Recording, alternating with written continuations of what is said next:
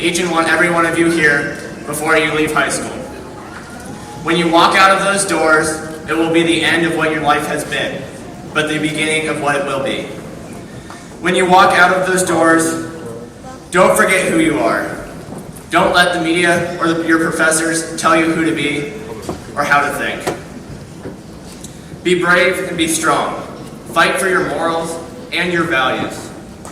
Be honest and be kind.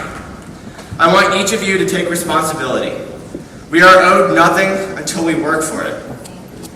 Let us be the generation who ends all of this blaming and finger pointing.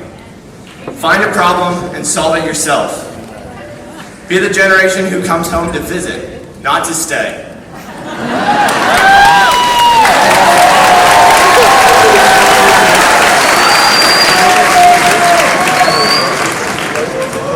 The other day, I spoke to Mr. Burkett, and he told me something I knew I had to include.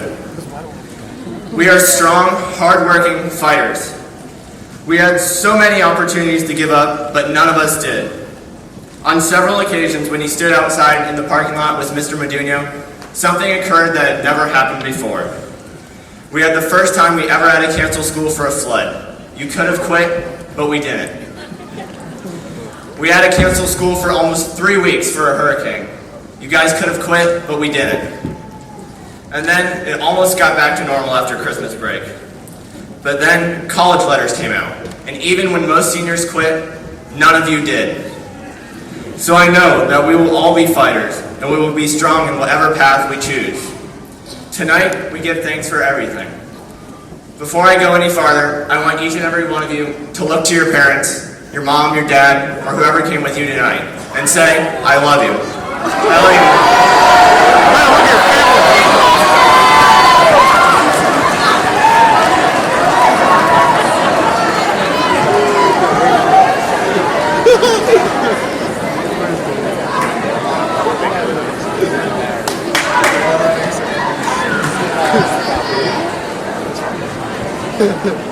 Thank you to our amazing parents who helped us get through this mess of childhood. Thanks for our teachers who put up with our shenanigans and attempted to give us the gift of wisdom.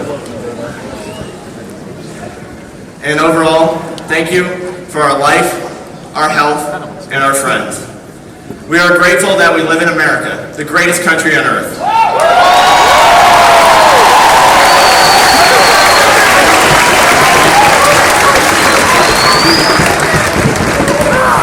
We are grateful for those brave enough to protect and fight for us, particularly those of you here tonight.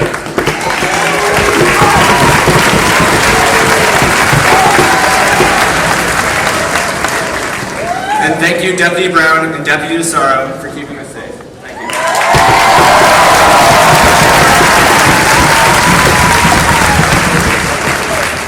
We ask God for help to be strong. Give us the wisdom we will need to be adults, to be safe, and to move on. Help our parents, who are elated and deflated, hearts bursting with pride but breaking in sadness. We pray for your protection and aid as we start this new chapter. So long, farewell. Auf Wiedersehen, goodbye. Like the children in the sound of music, we range from small to tall and are unsure. But as we escape into the night, I know Naples High has prepared us for the world. Well, who am I kidding? We may be 18 and adults. Some of us may be able to grow full beards or may have tattoos. But as I look out into all of you, I see exactly what I see in myself. We're all just a bunch of kids. Maybe we aren't ready to do this, but this is our first lesson as adults. We won't be ready for everything that comes our way, but we do it. Why? The same reason we didn't give up, because you don't give yourself a choice to. God bless America, and God bless Naples High. And Naples High, man.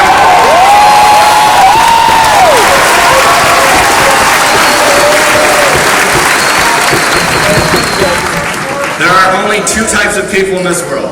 All of you know, let's say it. Golden Eagles, and those who want to be Golden Eagles. See you.